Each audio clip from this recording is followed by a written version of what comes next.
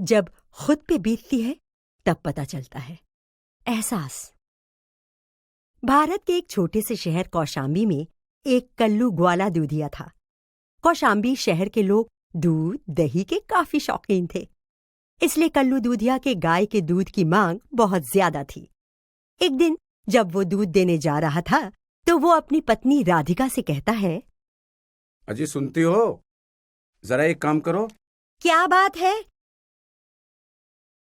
कहो ना।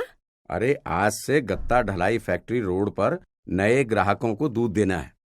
जरा नया वाला दूध का बर्तन लाना तो। अरे भला उस बर्तन का क्या करोगे, वो भी खाली बर्तन का? अरे बाबा, डेयरी से दूध खरीदूंगा और इसी बर्तन में डालकर नए ग्राहकों को गाय का दूध कहकर बेच दूंगा।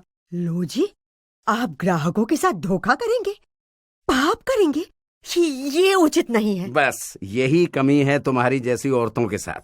अरे पगली, डेयरी में दूध 40 रुपए किलो है, ग्राहकों को गाय का दूध कहकर 50 रुपए किलो बेचूंगा।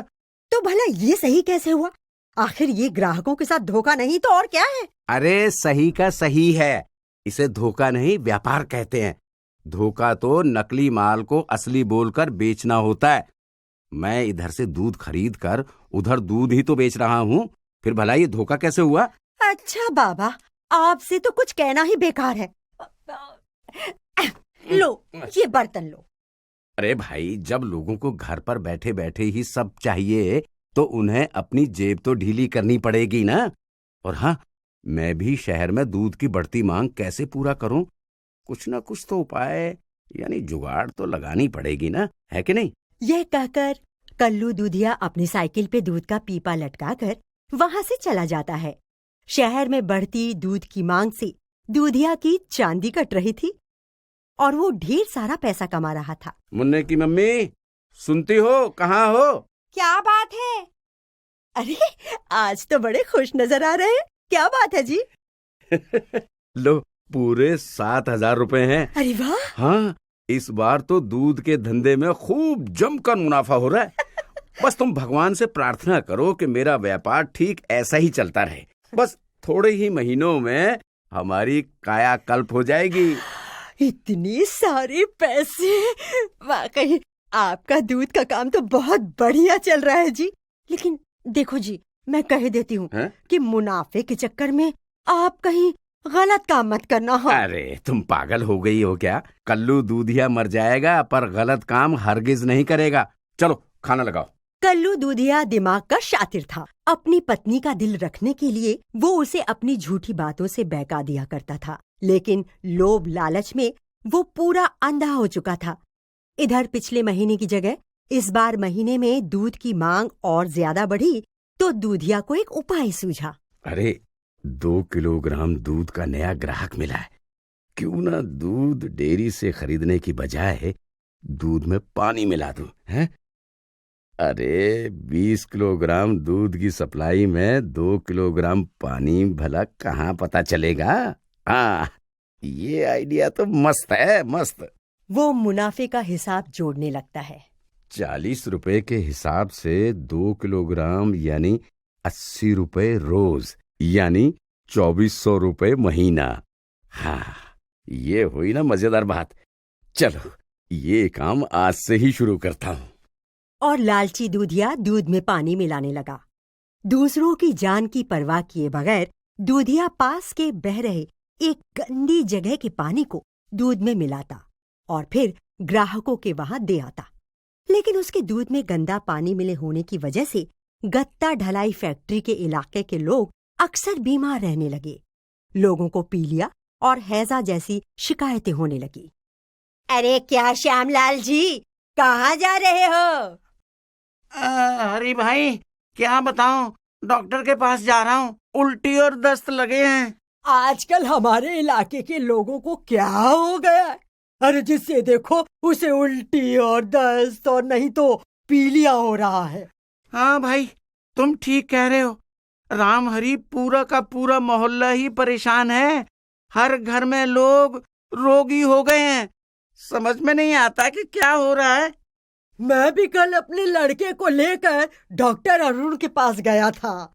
वो तो बता रहे थे कि शायद हम लोग गंदा पानी पी रहे हैं और उसी से ऐसा हो रहा है। पता नहीं, पानी तो हमारे यहाँ का एकदम ठीक है, कई सालों से पी रहे हैं, पर आज तक ऐसा नहीं हुआ जैसा अभी हो रहा है।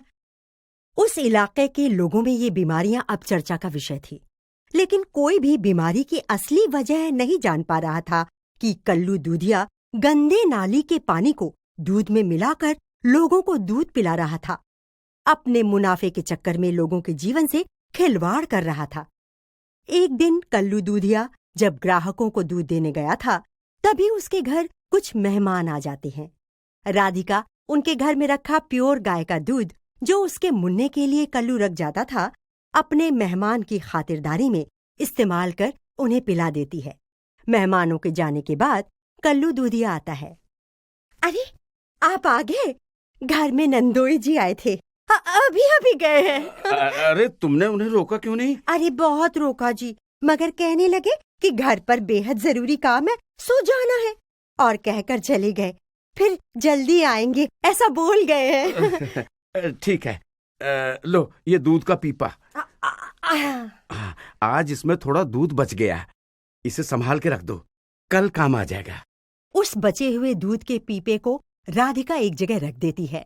राधिका को पीपे में रखे दूध की असलियत के बारे में नहीं पता था कि इस दूध में उसका पति कल्लू दूधिया गंदे नाली का पानी मिलाकर लोगों को सप्लाई करता है। तभी उसका बेटा मुन्ना आता है। मम्मी मम्मी, आज आपने मुझे अभी तक पीने को दूध नहीं दिया, क्या आप मुझे दूध देना भूल गए? नहीं बेटा, आज घर में मेहमान जो आ गए थे, बस तुम्हारे हिस्से का दूध उन्हें दे दिया। तो क्या आज मुझे दूध पीने को नहीं मिलेगा? आप तो जानते हैं कि बिना दूध पे मुझे नींद नहीं आती। अरे नहीं बेटा, रुको रुको, मैं तुम्हें अभी दूध पिलाती हूँ।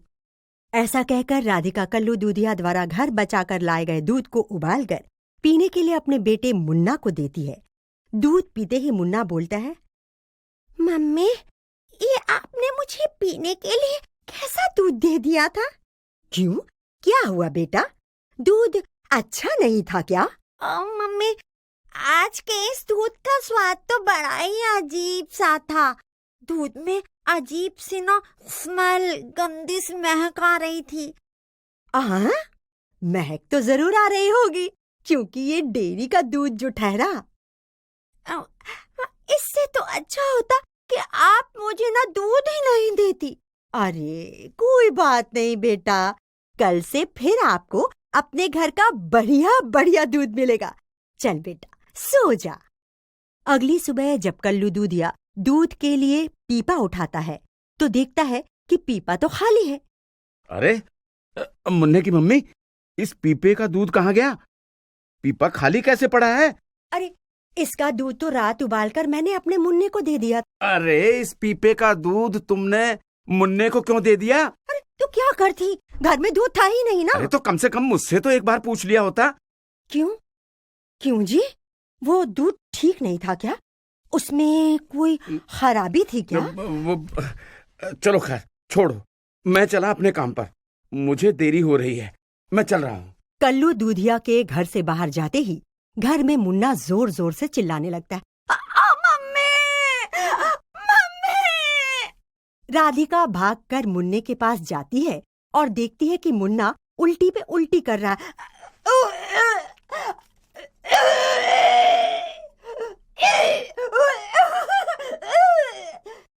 हे भगवान, ये मेरे मुन्ने को क्या हो गया? थोड़ी देर बाद मुन्ने को दस्त भी शुरू हो जाती है। धीरे धीरे देखते ही देखते मुन्ना की हालत काफी खराब हो जाती है। मुन्ना हैजे से पस्त पड़ने लगता है। राधिका अब बेचैनी से कल्लू दूधिया के आने का इंतजार करने लगती है। तभी दूधिया घर लौटता है। हाँ, आज आपने कहाँ इतनी देर कर दी? आपका मैं कब से इंतजार कर रही थी। क्या बात है? देखिए ना, मुन्ने का सुबह से ही मुंह पेट दोनों चल रहा है। जल्दी से डॉक्टर के पास ले चलिए ना, मुन्ना सुस्त पड़ता जा रहा है। भगवान, ये क्या हो गया? चलो चलो डॉक्टर अरुण के पास चलते। चलो चलो। डॉक्टर अरुण के पास दोनों को जाकर ये पता चलता है कि मुन्ने को इन्फेक्शन हो गया है, वो भी किसी दूषित यानी गंदे पानी से। ऐसा सुनते ही कल्लू दूधिया को ध्यान आता है। अरे कहीं कल्लू ने वो दूध तो नहीं पी लिया जिसमें मैंने नाली का पानी मिलाया हुआ था? हे भगवान! आ गया चैन। एक दिन मुन्ने को दूध ना देती तो क्या हो जाता? क्यों? ऐसा क्या था उस दूध में जो नहीं देती?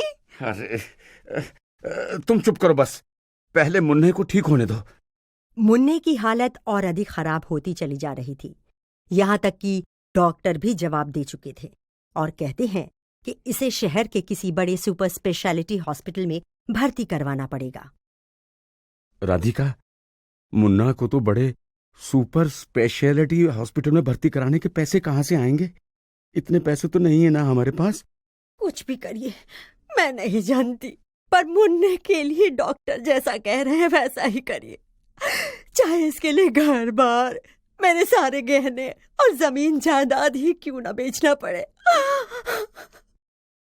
और इस प्रकार राधिका की जिद के आगे कल्लू दूधिया को झुकना पड़ता है। कल्लू दूधिया अपना पूरा मकान एक प्रॉपर्टी डीलर को औने पौने दामों में बेचकर अपने बच्चे मुन्ने का इलाज करवाता है और मुन्ना वहां ठीक हो जाता है।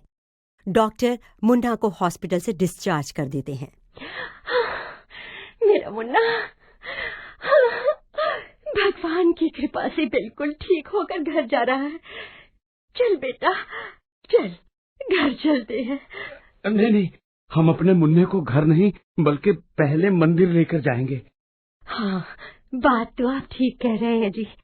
चलिए, ये ठीक कही आपने, पहले मंदिर चलते हैं। लेकिन आपको मंदिर का ख्याल आया तो आया कैसे जी?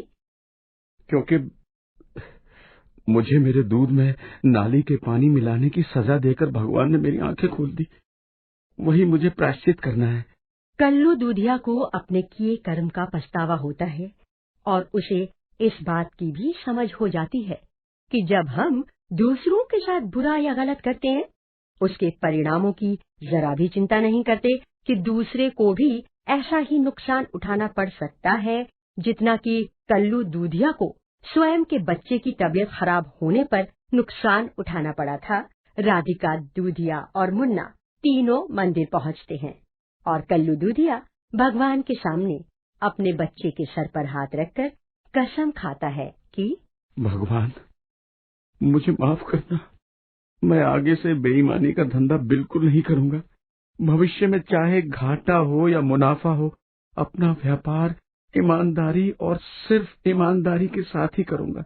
हे भगवान, मुझे माफ कर देना, मुझे माफ कर देना।